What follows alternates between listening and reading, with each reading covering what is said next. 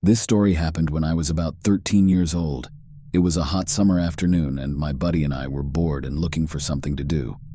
For the purposes of this story, I will refer to my friend as Hank.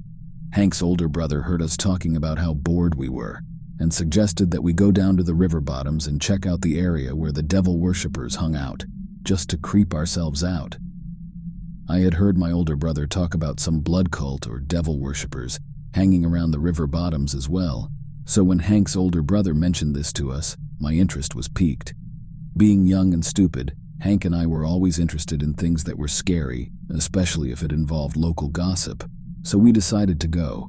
It also helped to ease our fears knowing that it was still light outside and would remain light for a few more hours because it was the summertime. According to Hank's older brother, the devil worshippers only came out at night. So we should be safe, I told Hank. At the time, the town that I lived in was small, and the river bottoms only had a few isolated houses that were separated by several acres of farmland. So there really wasn't a lot down there, and my expectations for finding anything interesting were low. As Hank and I made our way down the road that led to the hill nicknamed Devil's Curb, we talked lightly about the things that our older brothers had said about the devil worshippers. We both believed that a bunch of weirdos probably went and did drugs and some other stupid stuff, but neither of us thought that animal or human sacrifice were some of the events that occurred down there. Our plan was to walk down Devil's Curb, investigate a few areas in the river bottoms, and then return home before it got dark. However, we were not prepared for the things that we would see. As we approached Devil's Curb, Hank and I noticed a foul stench in the air. It smelled like something rotting. It kind of reminded me of the smell of a dead deer when I would go deer hunting. It wasn't incredibly potent, and it was common for deer to come down from the nearby mountains and become roadkill, so the smell of a dead deer did not seem too out of place. For the sake of the story, it's important that I give you a brief physical layout description of Devil's Curb. It is a paved road with a switchback hill that if you start at the top, you will find yourself going straight down in a southern direction, and then tightly turning into a westward direction. Then, after traveling about 30 feet, you will make another tight turn that faces you in a southeasterly direction, and you will go another 15 feet until you are in the river bottoms. Now that you have that imagery, I will continue. Hank and I found the source of the smell, which indeed was a dead deer laying off the side of the road before the first switchback that turns you toward the west. Again, this would normally not be of any concern. However, the deer had a thick rope around its neck. It had been gutted and its legs were missing. At first, I just thought that it was some unethical hunters, and it may have been, but then Hank and I noticed all of the other dead animals surrounding the area. A dead raccoon, several dead squirrels, a few dead cats, and what looked to be like the rotting corpse of a very large dog. That one upset me the most. There were things that were out of place, such as an old record player, a blood-stained pulpit, several knives and hatchets, and a few pestles and mortars lying around. This should have been enough warning for us to go back home, but again, we were young and stupid, so we didn't. Instead, we kept to our plan and continued down Devil's Curb to the west. As we descended, the hair on the back of my neck was standing up, and I was anxious to know what else we would find. Before the road switched back to the southeastern direction that led to the river bottoms, Hank and I again walked off the road and into a small, secluded section that overlooked most of the farmland in the river bottoms to the east, south, and west of us. There was a 20-foot ascending cliff to our backs that rose up to the same elevation before you begin walking down Devil's Curb. Again, there was a serious stench in the air that reminded both of us of rotting flesh. However, this time the smell was overwhelming and made both of us nauseous to the point that we became dizzy and nearly vomited. However, what caused us the most horror was what we found lying at our feet.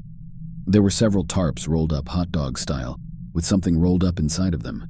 This was undoubtedly where the source of the smell was coming from. After discovering the tarps, Hank and I immediately looked at each other. Hank's face was pale, and I saw absolute terror on his face. I began to feel like someone was watching us, and when I told Hank this, he started nodding his head frantically, and then loudly whispered, "I know, I feel it too."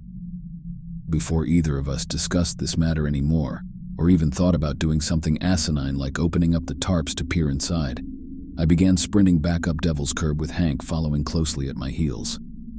Once we reached the top of the hill, I continued dashing in the direction of home.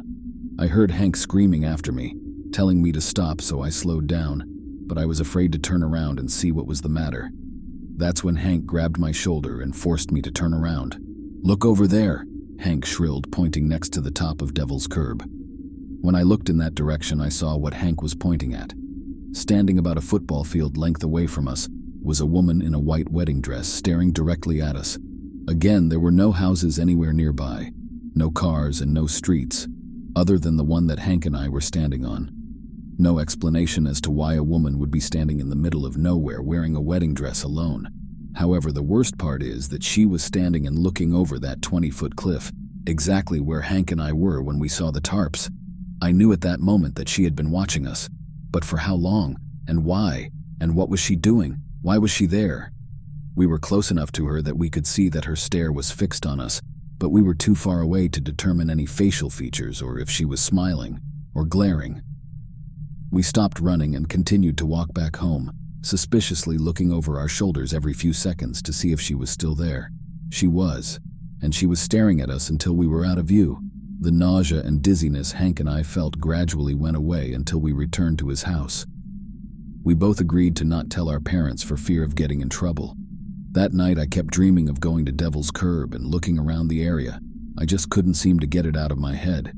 It was a little bit past 3 a.m. when I was awakened by something. It wasn't a noise. I just felt like someone was close by, and I had always been a light sleeper. Then I looked down at the foot of my bed and saw her, the lady in the white wedding dress. She was hovering, or levitating, and once again staring directly at me. My blinds were open so the full moon shone in my room, lighting it up enough for me to see her, except I couldn't see her face. I could only tell that she was glaring or scowling at me. I wasn't quite sure. Maybe she was mad that I had been at Devil's Curb and found something that I shouldn't have. Maybe she just hated punk teenage boys, or maybe... I have no idea.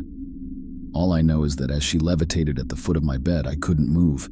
The fear was so powerful that I thought that I would pass out or die. I decided to close my eyes, and somehow I was able to throw the sheets over my head. I was hoping that I would fall asleep and that she would leave me alone, but all I could envision was her staring at me, peering deep into my soul with a menacing and hateful expression. It felt like an eternity, but eventually, daylight crept in through my window as the sun began to rise just a little before 6 a.m. I slowly pulled the sheets from over my head, half expecting her to still be there, but she wasn't. As I looked around, there was no one in my room. I never saw the lady in the white wedding dress again, and I hope that I never do. I have told a few people about this experience, and nobody can give me a good explanation as to why she would be standing where she was, alone and in a white wedding dress.